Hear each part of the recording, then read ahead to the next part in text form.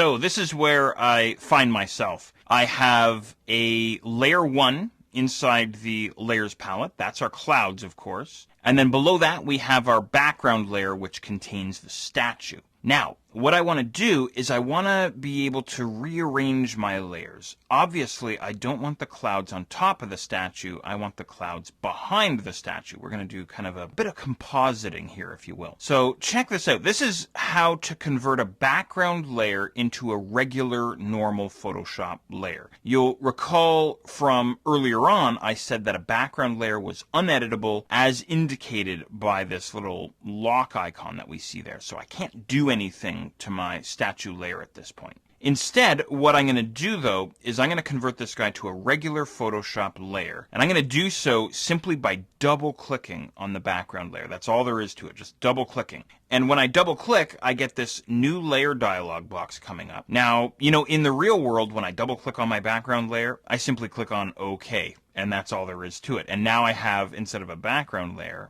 I now have layer 0. So what I can do now, and this is sort of the moment that I've been trying to get you to, is rearrange my layers. For example, I can take layer 0, he's selected here inside my layers palette, and I can click and drag him up inside the layers palette and drop him above the clouds layer. Now, this is an important thing to remember. Layers that appear at the top of the layers palette appear at the front of my image. Layers that appear towards the bottom of my layers palette appear at the back of the image. Does that make sense? So in other words, my clouds now are behind the statue. And in the real world, a lot of my files have tons of layers. We can have lots and lots of layers inside our Photoshop files. Obviously here we only have 2, but that's really the idea here is I can grab my layers, I can drag them above or below the other layers that we have inside the layers palette.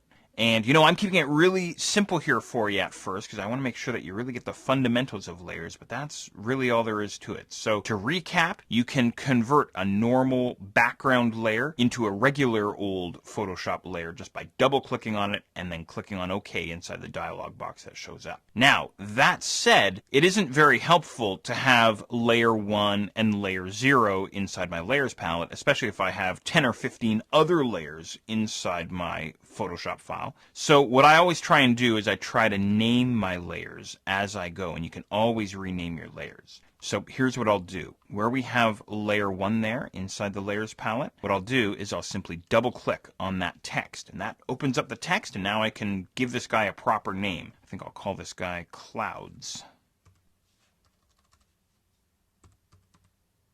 Okay, there we go. And same thing with layer 0. I'll double click on that guy and simply call him Statue. Perfect. All right. So there you go. There's rearranging your layers and also renaming your layers. Now, before we continue, just make sure that your layer palette is set up exactly the way mine is. Statue on top, the clouds on the bottom.